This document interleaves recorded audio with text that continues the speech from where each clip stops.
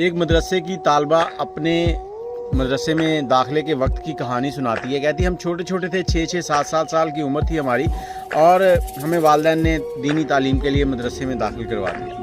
اب مدرسے ہم لوگ صبح گھر سے ناشتہ کر کے جاتے اور دوپہر کا کھانا جو ہے وہ ساتھ لے جاتے. اور دوپہر میں جب ہم کھانا کھاتے تو مدرسے کا نظام کچھ اس طرح سے بنا ہوا تھا کہ سب بچوں کے ٹفن جب سامنے آتے تو کسی کو کچھ پتہ نہ ہوتا کہ کون سا ٹفن کس کا ہے اور کون کیا لے کے آیا. تو کہتی اسی دوران ایک ایسی بچی تھی جو باہر نکل جاتی گراؤنڈ کی طرف, تو وہ کھانا نہ کھاتی. وہ کہتی کہ میں نے تھوڑا سا دیکھا اس کو, اس کے بعد میں نے اسے کہا کہ تم میرے ساتھ بیٹھا کرو, ہم اکٹھے کھانا کھایا کریں گے. وہ میرے ساتھ بیٹھنے لگی تو ہم اکٹھے کھانا کھاتے. وہ کبھی بھی گھر سے کچھ نہ لے کے آئی.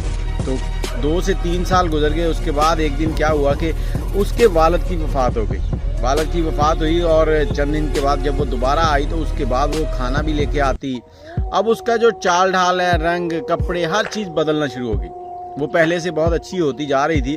تو کہتی کہ میں نے سمجھا کہ اس کے والد کی کچھ وراثت ہوگی جو اس کو آئی ہے, اور اس سے ان کے حالات جو ہیں وہ بہتر ہو گئے. لیکن وقت گزرتا گیا اور ہم بڑے ہو گئے.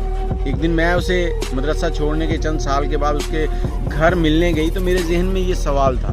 میں نے اس سے یہ سوال پوچھا تو اس کی آنکھوں سے آنسو بہنے لگے, اور وہ کہتی کہ جب میرے والد زندہ تھے تو ہمارے گھر میں فاقے چلتے تھے.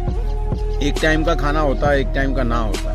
میں باقی بہن بھائیوں سے بڑی تھی اور میری والدہ اکثر رات کو ایک آدھ روٹی چھپا کے رکھتی تھی کہ بھائیوں کو صبح دینی ہے. والد صاحب جو ہیں صبح صبح کام پہ جاتے, کو تھوڑی بہت پیسے کما کے لاتے تھے, اور میں کہتی کہ صبح ناشتہ کیے بغیر جلدی گھر سے نکل آتی تھی کہ مدرسے جاؤں گی, وہاں پر تم لوگ کھانا لے کے آتے ہو, تم لوگوں کے ساتھ کھانا کھا لوں گی, میرا ٹائم گزر جائے گا.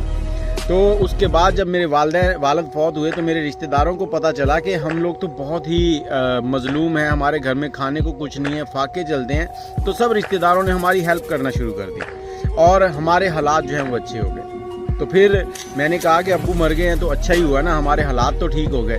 لیکن آج مجھے پتہ چلتا ہے کہ ابو زندہ تھے تو ہم ٹھیک تھے, ہمیں دوسروں کے رحم و کرم پہ رہنا پڑا.